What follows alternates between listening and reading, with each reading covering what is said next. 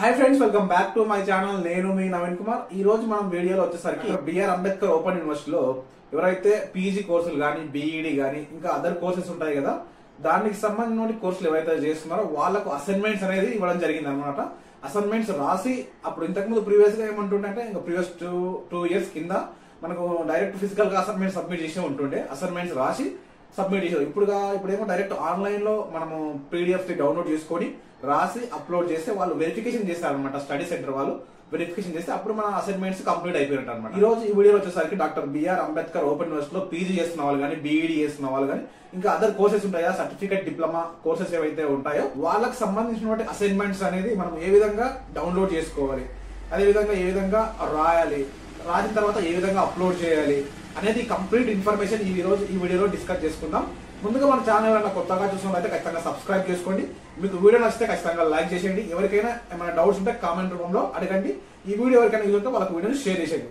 ఇప్పుడు మనం అయితే అఫీషియల్ వెబ్సైట్ నుంచి డాక్యుమెంట్స్ డౌన్లోడ్ చేసుకొని ఏ విధంగా రాయాలి, ఎలా రాస్తే మనకు అప్రూవ్ అవుతుంది, అసలు ఎలా సబ్మిట్ చేయాలి ఏంటి అని కంప్లీట్ గా ఈ వీడియోలో లాస్ట్ వరకు చూడండి. మీకు ఇన్ఫర్మేషన్ మొత్తం అందిస్తాను అనమాట. ఇప్పుడు మీ మొబైల్ ఆర్ పీసీలో సేమ్ గూగుల్ క్రోమ్ అయితే ఓపెన్ చేసేయండి. ఓపెన్ చేసిన తర్వాత సర్చ్ బార్ లో BRAOU ఆన్లైన్ సెర్చ్ చేయండి. BRAOU ఆన్లైన్ అని సెర్చ్ చేస్తే BRAOU అని ఈ విధంగా రావడం జరుగుతుంది. ఇక్కడ ఉంది కదా BRAOU online and service portal అని. ఈ లింక్ పైన క్లిక్ చేసేయండి. ఈ లింక్ కూడా డిస్క్రిప్షన్ లో ఉంటుంది. ఈ లింక్ పైన క్లిక్ చేయగానే మనకు అఫీషియల్ వెబ్సైట్ అయితే ఓపెన్ అవ్వడం జరుగుతుంది. కొంచెం సర్వర్ బిజీ ఉంది, లోడ్ అవుతుంది, మెల్లగా వస్తుంది అనమాట. కొంచెం వెయిట్ చేయండి.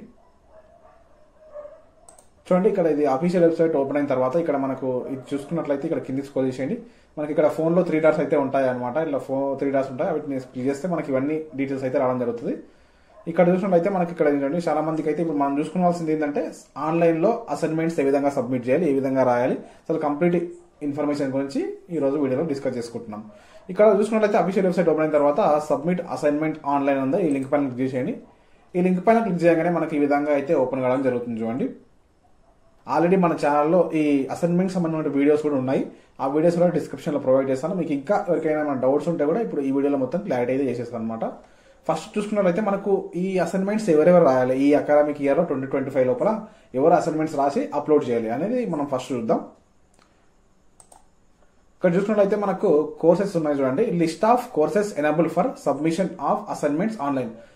సెకండ్ సెమిస్టర్ వాళ్ళు కానీ, ఫస్ట్ ఇయర్ వాళ్ళు కానీ, సెకండ్ ఇయర్ వాళ్ళు కానీ ఈ కోర్సులు ఏదైతే చేస్తున్నారో doctor BR Ambedkar open university లోపల MSc maths, MA public administration, MA political science, MA economics, MLIC, MA sociology, MA English, MCOM, PG diploma in marketing management sem, PG diploma in women's studies, PG diploma in human rights, MSc botany, MSc chemistry, MSc environmental science, MSc physics, MSc zoology, MA Hindi, BED, MSc psychology, MA Urdu, PG diploma in women resources management, PG diploma in operation management, PG diploma in financial management, PG diploma in psychology and counselling, MA journalism and mass communication.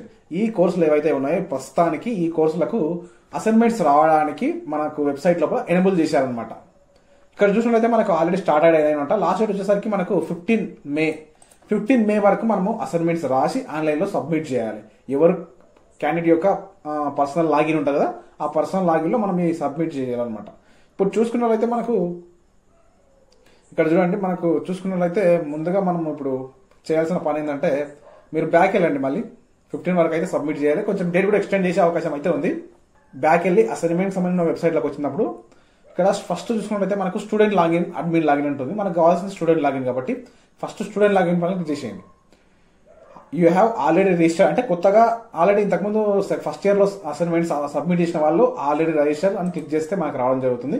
ఇప్పుడు కొత్తగా ఎవరైతే మనకు first year కానీ first sem assignments రాస్తున్న వాళ్ళు ఎవరైనా సరే PG courses వాళ్ళు కానీ, అదేవిధంగా MLIC వాళ్ళు కానీ, BED వాళ్ళు కానీ, అదర్ సర్టిఫికేట్ ప్రోగ్రామింగ్ కోర్సెస్ ఎవరైతే ఉన్నారో వాళ్ళందరూ ఇక్కడ మనం ఫస్ట్ ఏం చేయాలంటే ఆల్రెడీ రిజిస్టర్ అయిన వాళ్ళు direct admission number password enter చేసి సైన్ క్లిక్ చేస్తే మనకు ఓపెన్ అవుతుంది. కానీ కొత్త వాళ్ళు ఎట్లా చేయాలి, ఇక్కడ రిజిస్టర్ పైన ఉంది కదా, ఇక్కడ రిజిస్టర్ పైన క్లిక్ చేసేయండి.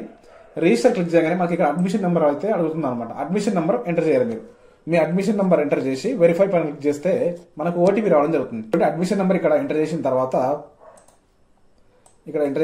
వెరిఫై పైన క్లిక్ చేస్తే మన మొబైల్ నెంబర్ కి OTP రావడం జరుగుతుంది అనమాట. మొబైల్ నెంబర్ కి OTP వస్తుంది. ఆ మొబైల్ నెంబర్ వచ్చిన OTPని ఇక్కడ ఎంటర్ చేయాలన్నమాట. ఇక్కడ ఎంటర్ చేసి సెండ్ ఇక్కడ ఎంటర్ చేసిన తర్వాత మొబైల్ నెంబర్ ఎంటర్ చేసి సెండ్ ఓటీపీ పైన క్లిక్ చేస్తే మన మొబైల్ నెంబర్కి ఓటీపీ వస్తుంది. ఆ ఓటీపీని ఇక్కడ ఎంటర్ చేయాలన్నమాట. ఓటీపీని ఎంటర్ చేసి క్లిక్ సబ్మిట్ పైన క్లిక్ చేస్తే ఇక్కడ ఉంది కదా, సబ్మిట్ పైన క్లిక్ చేస్తే మనకు మొబైల్ నెంబర్కి మనం అంటే ఆల్రెడీ సక్సెస్ఫుల్గా రిజిస్టర్ అవుతాం. మన డేట్ ఆఫ్ బర్త్ మన పాస్వర్డ్గా అయితే మనకు వస్తుంది అనమాట. రిజిస్టర్ అయిన తర్వాత మనకు వచ్చిన తర్వాత మనకు నెక్స్ట్ ఆప్షన్ ఏం చేయాలి, మళ్ళీ మనము లాగిన్ అవుతాం అంటే మనకు పాస్వర్డ్ చేంజ్ చేసుకోవడం అని వస్తుంది అనమాట. మీకు వచ్చిన ఇక్కడ కరెంట్ పాస్వర్డ్ అనేది మనకు డేట్ ఆఫ్ బర్త్ అనేది ఎంటర్ చేయాలి. ఓన్లీ ఎలాంటి స్లాష్ ఎలాంటి స్పేస్ లేకుండా డేట్ మంత్ ఇయర్ 001 002 ఇట్లా సంథింగ్ ఉంటుంది కదా, అది ఎంటర్ చేసేయండి. న్యూ పాస్వర్డ్ అనేది మీకు నచ్చినట్లు పెట్టుకోండి. అదే పాస్వర్డ్ని కన్ఫర్మ్ పాస్వర్డ్ ఎంటర్ చేసి సబ్మిట్ పైన చేసేయండి. మనం సక్సెస్ఫుల్ గా పాస్వర్డ్ చేంజ్ అవుతుంది అనమాట. తర్వాత వచ్చేసరికి మనకు మళ్ళీ ఇప్పుడు లాగిన్ కావాలి. Same hall ticket number password enter చేసి సైన్ ఇన్ పైన చేస్తే మన డీటెయిల్స్ అయితే రావడం జరుగుతుంది. చూపిస్తాను నేను ఇప్పుడు, జాగ్రత్తగా చూడండి. అట్లే చూడండి, ఇది మళ్ళీ అసైన్మెంట్ సబ్మిట్ చేసే వెబ్సైట్లోకి వచ్చిన తర్వాత ఇక్కడ స్టూడెంట్ లాగిన్ పైన క్లిక్ చేసేయండి. ఇప్పటిదాకా మీరు ఆల్రెడీ రిజిస్టర్ అని క్లిక్ చేసేయండి. క్లిక్ చేసిన తర్వాత మీకు ఇక్కడ మీ అడ్మిషన్ నెంబర్ ఎంటర్ చేసేయండి.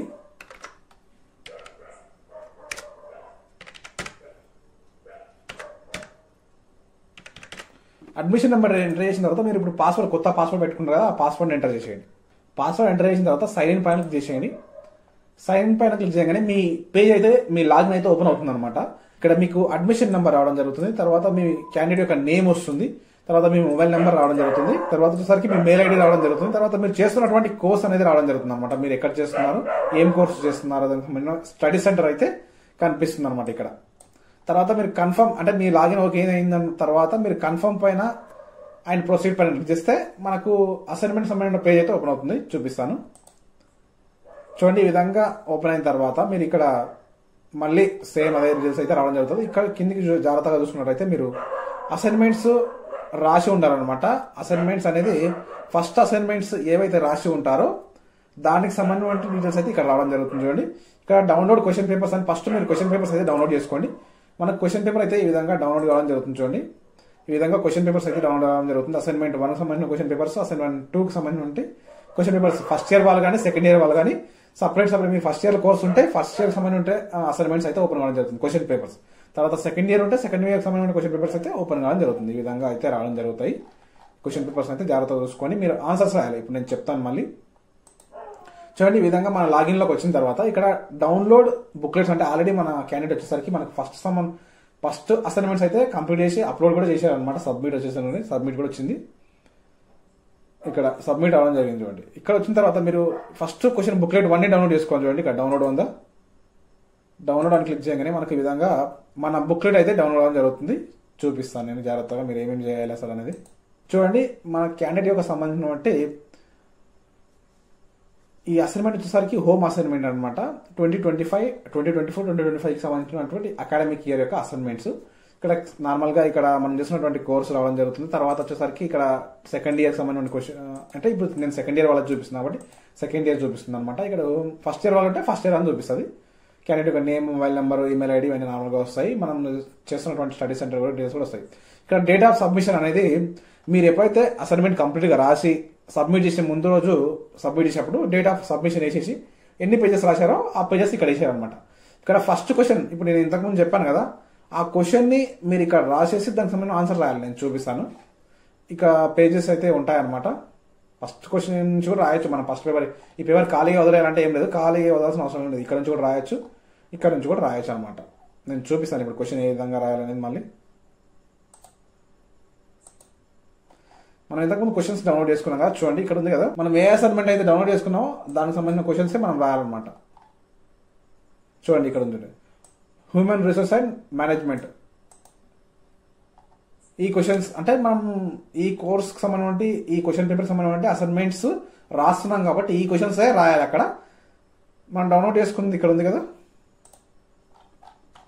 చూడండి మనం డౌన్లోడ్ చేసుకున్నటువంటి కోర్స్ ఏది, హ్యూమన్ రిసోర్స్ మేనేజ్మెంట్. దానికి సంబంధించిన క్వశ్చన్సే మనం ఇక్కడ రాయాల్సి ఉంటుంది అనమాట.